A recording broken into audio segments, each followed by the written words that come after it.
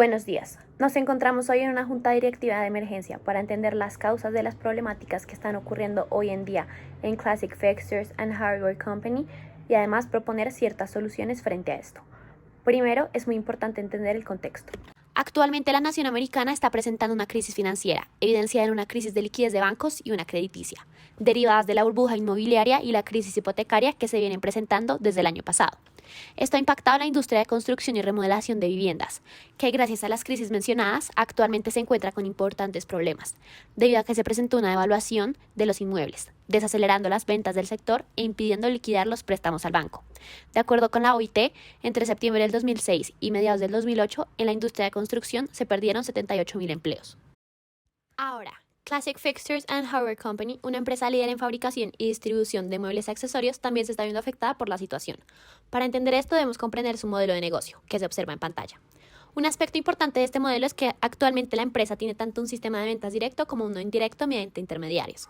Además, pese a que la empresa es de carácter estacional, su estructura de costos es principalmente fija, para mantener constante la cantidad de empleados. Ahora veremos el análisis que 4 expertos han realizado frente a la problemática, para así generar un marco de acción para la empresa.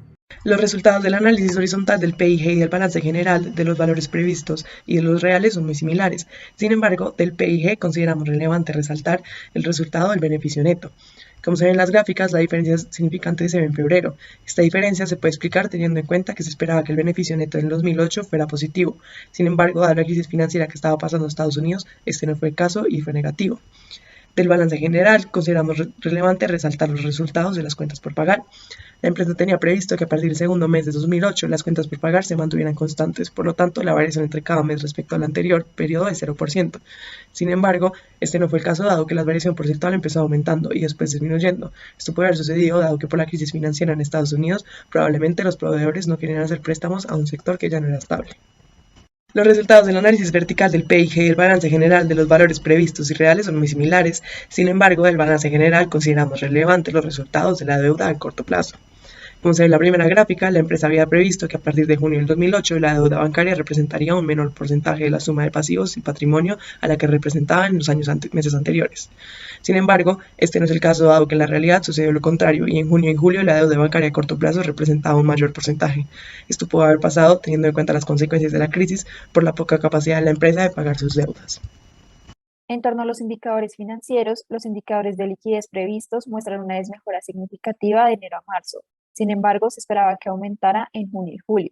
En el caso real, los indicadores bajaron, pero no volvieron a subir, sino que se mantuvieron constantes. Durante los primeros 7 meses del 2008, la capacidad de la empresa para cubrir los pasivos corrientes haciendo uso de sus activos corrientes empezó a reducirse. El indicador de razón corriente se redujo a menos de la mitad de enero a marzo.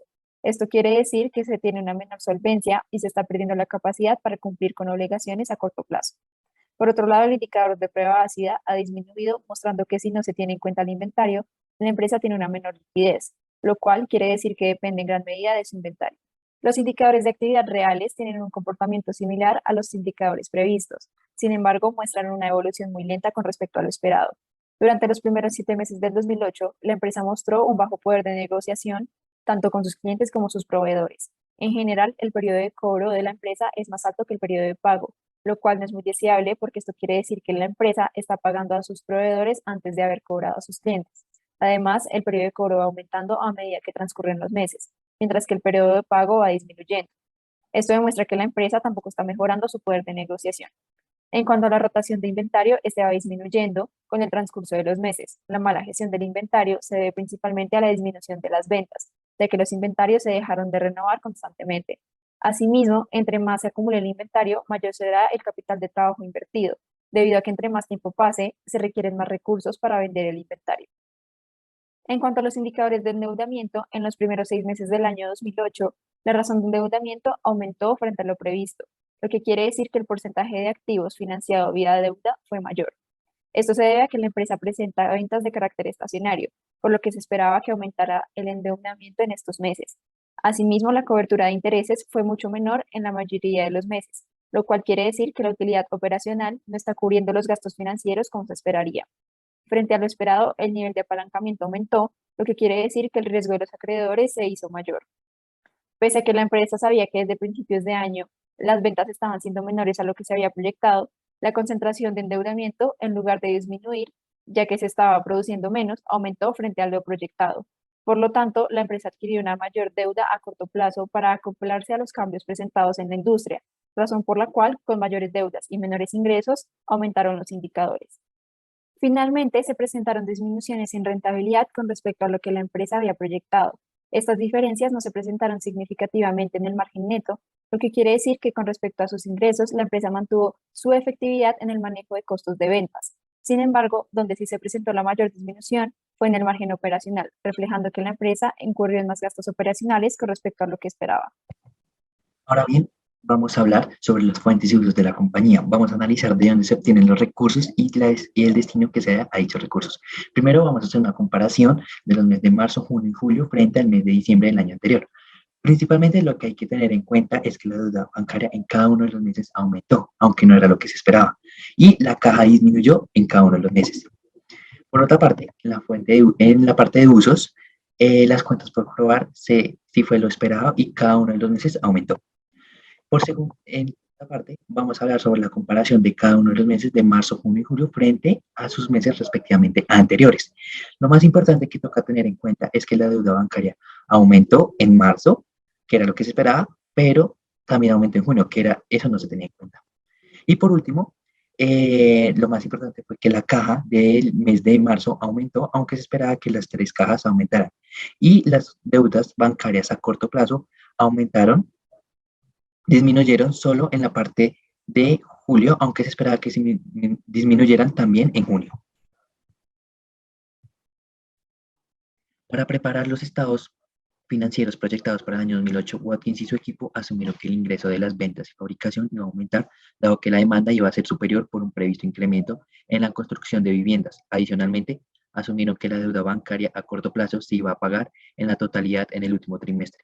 Estos supuestos eran razonables, dado que en los años pasados la compañía generaba aproximadamente el 60% de sus ventas en los primeros 7 meses del año y las existencias disminuían a finales de cada año.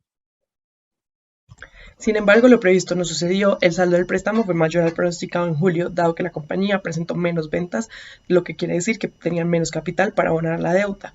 Watkins considera que la compañía no podrá pagar el préstamo que le resta en 2008, dado que sus ingresos de ventas netas es considerablemente menor de las otras empresas del sector de reformas y construcción de viviendas.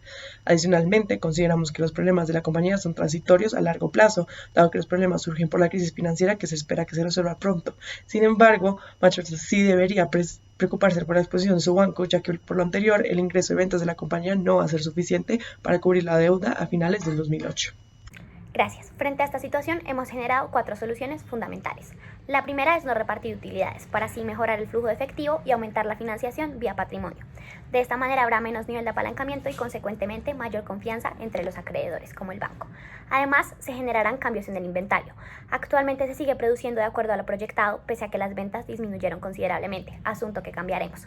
Por esto, produciremos mensualmente menos productos acabados, para así aumentar el flujo de caja, ya que habrá menos capital en el inventario y además aumentar la rotación de inventarios. Por otro lado, produciremos más de acuerdo a la estacionalidad para que la rotación de inventarios sea más permanente durante los meses. Vamos a minimizar los gastos operacionales, puesto que estos actualmente componen del 65 al 98% de las utilidades brutas. Esto se realizará reduciendo las producciones y manteniendo menos costos y gastos fijos, consecuentemente apalancando la empresa en épocas estacionales donde se aumenten las ventas.